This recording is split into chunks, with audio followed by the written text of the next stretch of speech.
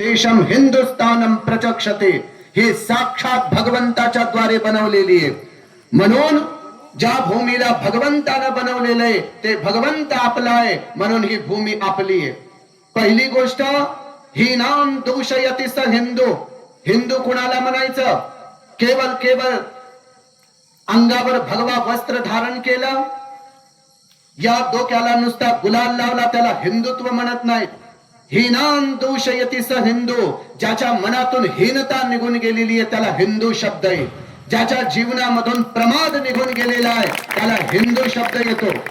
म्हणून संसारामध्ये तुम्ही आम्ही सर्वजण हिंदू बंधू बांधवांनो, जोपर्यंत तुम्ही एकत्रित होत नाही, जोपर्यंत तुम्ही एक होत नाही, जोपर्यंत तुम्ही एका छत्राखाली येत नाही, तोपर्यंत तुम्ही कधी निर्भय राहू शकत नाही, तोपर्यंत तुम्ही कधी प्रसन्न राहू शकत नाही. म्हणून सगळ्यांनी काय म्हणतात, ज्ञानेश्वर महाराजानं ज्ञानेश्वरी मध्ये सांगितलं, तववरी नदा नदीची नावे, तववरी पूर्व पश्चिमे, जवन खापती एकवटे समुद्रा माझी. अरे तोपर्यंत गंगा गंगा म्हणता येते, तोपर्यंत यमुना यमुना आहे, तोपर्यंत क्षिप्रा नदी आहे, तोपर्यंत नर्मदा नदी आहे. कुठपर्यंत? जोपर्यंत समुद्रामध्ये जात नाही. एकदा समुद्रामध्ये गेली की ना गंगा गंगा राहिली, ना यमुना यमुना राहिली, सगळे समुद्र होऊन बसले. या झाडाची उपमा देताना म्हणतात, गा खैर चंदन काष्टे, हे विवंचनात्वची घटे, जवन घापती एकवटे अग्नी माझी. हे लिंबाचं झाड आहे, हे आंब्याचं झाड आहे, हे बाभळीचं झाड आहे, हे बदामाचं झाड आहे. कुठपर्यंत? जोपर्यंत अग्नीच्या हवाले होत नाही. एकदाच ते अग्नीच्या हवाले झालं तर ना खैर खैर राहिला, ना चंदन चंदन राहिलं, ते सगळे अग्नी रूप झाले. तोपर्यंत तुम्ही आम्ही मराठा आहे, मी धनगर आहे, मी माडी आहे, मी कुणबी आहे, मी ब्राह्मण आहे, मी मारवाडी आहे. कुठपर्यंत? जोपर्यंत हिंदुत्वाचा छत्र तुम्हाला भेटत नाही. आणि आज हिंदुत्वाचं छत्र तुम्हाला भेटलेलं आहे.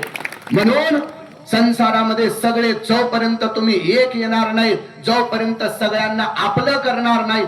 धार्मिक कार्यक्रमाला बघा, जिथं कुठं चालू आहे, ग्रंथ चालू आहे, जिथं मंदिराचे जीर्णोद्धार चालू आहे. आज पार्टीला जाणारे पोरं कित्येक भेटतील, आज पांढरी अगरबत्ती वडणारे कित्येक तुम्हाला भेटतील, पण आज सकाळी सकाळी मारुतीच्या मंदिरात जाणारे किती भेटणार आहेत? आज माय बापाच्या पाया पडणारे कित्येक भेटणार आहेत? हे फक्त ऐकण्यापुरतं सीमित आहे. जोपर्यंत युवा पिढी सुधरत नाही, जोपर्यंत युवा पिढीला मार्गदर्शन होत नाही, तोपर्यंत आपला धर्म बदलत नाही. आणि युवा पिढीला जोपर्यंत ठेस लागत नाही, तोपर्यंत युवा पिढी सुद्धा सुधरत नाही. काही ना काहीतरी यांना ठेस लागली की, जसं बलवान माणसाला ठेस लागली की ते जास्त आक्रोश करतय, तसं आपल्या धर्माची जास्त तुम्हाला भक्ती तेव्हा प्राप्त होईल जेव्हा तुम्हाला काही ना काहीतरी ठेस लागल.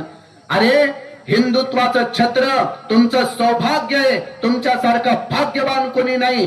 ज्या धर्मामध्ये राम आले, ज्या धर्मामध्ये कृष्ण आले, ज्या धर्मामध्ये छत्रपती शिवाजी महाराज आले, ज्याच्यामध्ये महात्मा फुले, डॉक्टर बाबासाहेब आंबेडकर, हे सगळे आपले महान लोक ज्या धर्मामध्ये प्रगट झालेले, त्याच धर्मामध्ये आज तुम्ही आम्ही आलेलो आहे.